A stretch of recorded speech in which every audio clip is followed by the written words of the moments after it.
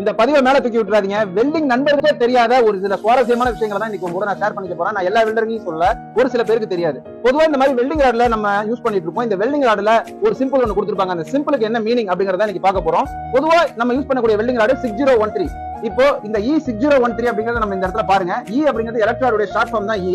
அடுத்தது 60 13 இருக்குல்ல, இல்ல முதல்ல இருக்க 2 60 எடுத்தோம் அப்படின்னா மினிமம் டென்ஷன் ஸ்ட்ரென்த், அதாவது 60,000 ஸ்கொயர் இன்ச்சஸ்க்குள்ள இருக்கக்கூடிய இரும்பு கிரேட்ல நம்ம இந்த வெல்டிங் ராட பயன்படுத்தலாம். அடுத்தது 1 இருக்குல்ல, இந்த 1 அப்படிங்கிறது ஆல் பொசிஷன்ஸ் அப்படிங்கும்போது பிளாட் வெல்டிங், பிளாட்ல வெல்டிங் அடிக்கிறது.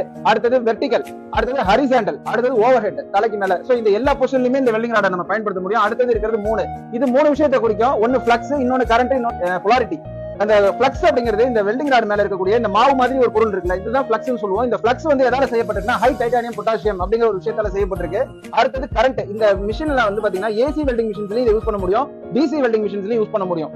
மூணாவதா இருக்கிறது பாத்தீங்கன்னா போலாரிட்டி அப்படிங்கும்போது இந்த வெல்டிங் ராட்ல இந்த பிளஸ் மைனஸ் இருக்குல்ல, இந்த பிளஸ்ங்கிற இடத்துல தான் நம்ம வந்து ஹோல்டர் செக்ஷனை மாட்டுவோம், மைனஸ்ல எர்த்த கொடுப்போம். அதுலயும் இந்த வெல்டிங் ராட பயன்படுத்த முடியும். ஒருவேளை நீங்க மைனஸ்ல வந்து ஹோல்டர் செக்ஷனை கொடுத்துட்டு பிளஸ்ல வந்து எர்த் செக்ஷனை கொடுத்து வெல்டிங் பண்ணீங்கனாலும் இந்த வெல்டிங் ராட யூஸ் பண்ண முடியும். அதனாலதான் இது ஈஸி டு யூஸா இருக்கு. இந்த விஷயம் எல்லாம் உங்களுக்கு இப்பதான் தெரியுமா? மறக்காம சேனலை சப்ஸ்கிரைப் பண்ணி ஃபாலோ பண்ணிடுங்க. மீண்டும் ஒரு நல்ல பதிவுல பார்ப்போம். பாய்.